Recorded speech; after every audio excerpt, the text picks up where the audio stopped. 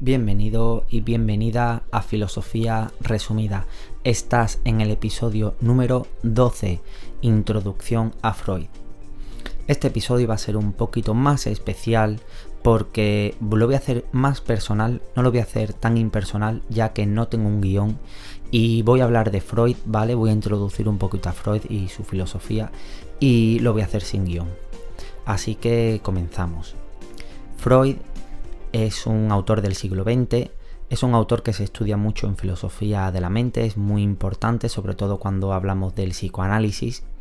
Este término es el precursor de este autor, ya que la filosofía que él hizo se basaba en ese psicoanálisis, es decir, en el estudio de la otra persona ya como paciente médico o paciente terapéutico, acerca de lo que alguien sentía y sobre todo en ese inconsciente de la persona. Y por lo tanto este autor va a marcar un antes y un después en lo que conocemos en eso de las terapias, ¿no? Con otras personas. Aparte del psicoanálisis, un término súper importante, también tiene las teorías del ello, yo y superyo, que las voy a explicar hoy pero de una forma más sencilla, hablando solo del consciente e inconsciente. Para el siguiente episodio sí que hablaré del yo, del ello y del superyo, pero primero creo que tengo que enseñar un poquito qué es la conciencia y la inconsciencia para este autor. También tiene teorías como el complejo de Edipo, que trata sobre la sexualidad, habla también de la represión y sobre los mecanismos de defensa que hacemos o que hace el ser humano.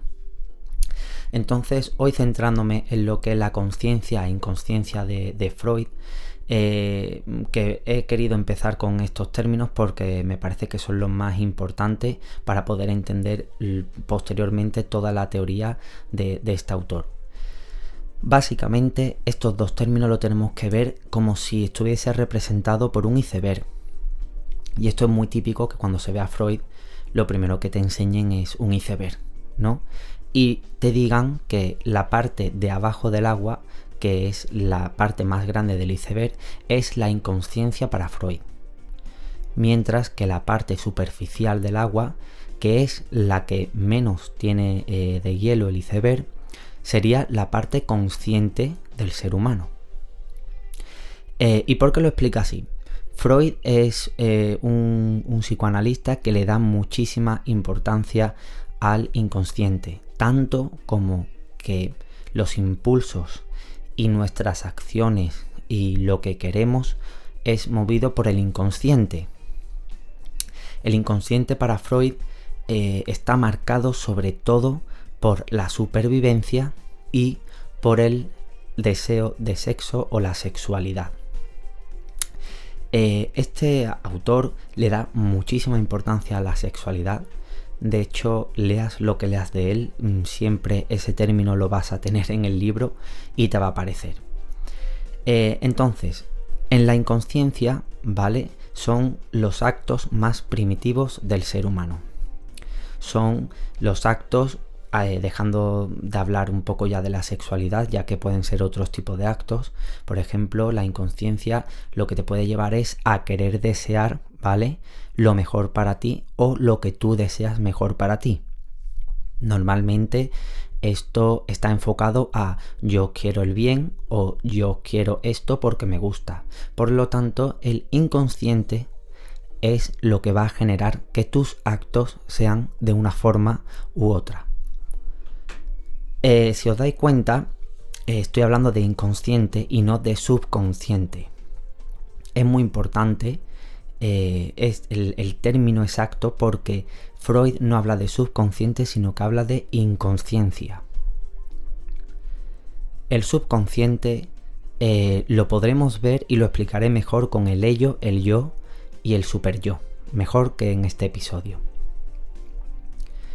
Por lo tanto, si el inconsciente es la parte más grande del iceberg, la que está por debajo del agua, eso quiere decir que lo más importante del ser humano es la inconsciencia y hace que todos los actos y todas las cosas que hagamos sean movidas por esta inconsciencia.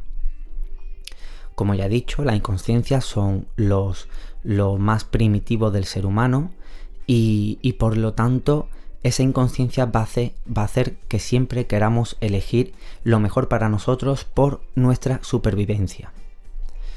Esto de alguna forma puede influenciar en los impulsos. Es un término también que hablaba Freud, y que estos impulsos, más orientados a la inconsciencia también, hace que los impulsos que tú tengas sean para la supervivencia o para la muerte.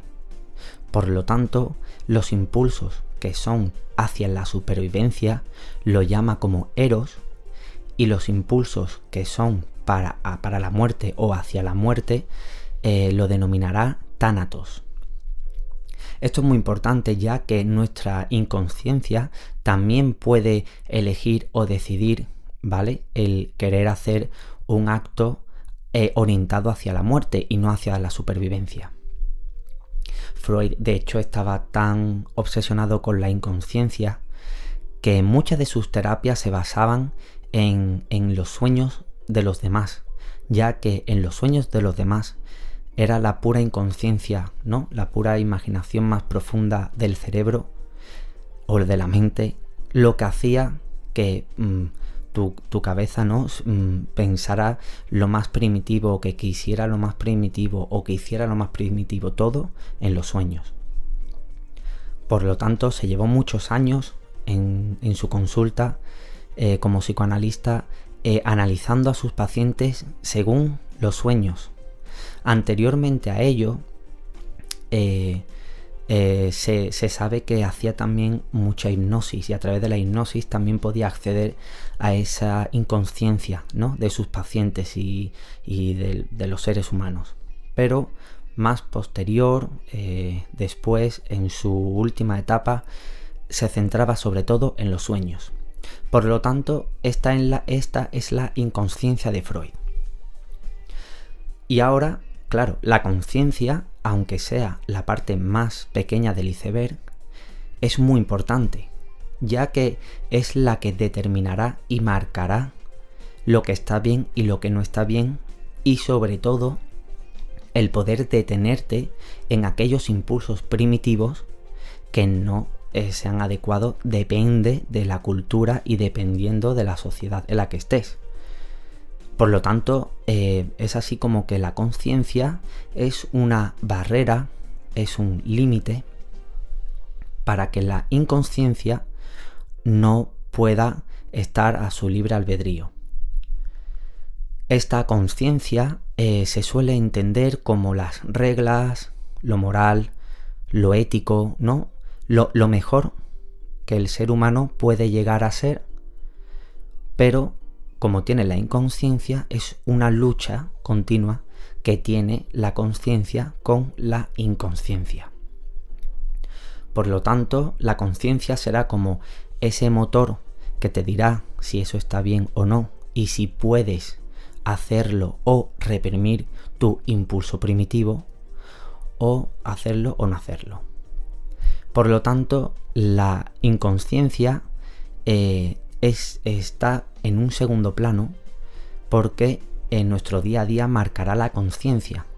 Pero ese segundo plano, para Freud, no es que sea menos que la conciencia porque esté en primer plano. De hecho, aunque la inconsciencia esté en un segundo plano, todo lo que hagamos será marcado realmente por ese segundo plano, ¿no?, por esa inconsciencia del ser humano.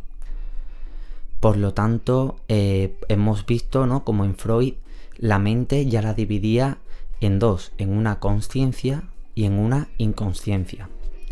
Por lo tanto, en el próximo episodio voy a explicar lo del yo, el ello y el superyo, ya que tendrá relación con esto que estoy diciendo de la consciencia e inconsciencia. También, como estoy sin guión, si se me ha olvidado alguna cosa o después de escuchar el podcast puedo o se me viene alguna cosa que pueda añadir en el próximo episodio, lo comentaré. Y hasta aquí el episodio de hoy. Yo soy Ernesto Guerrero y nos vemos en el próximo episodio.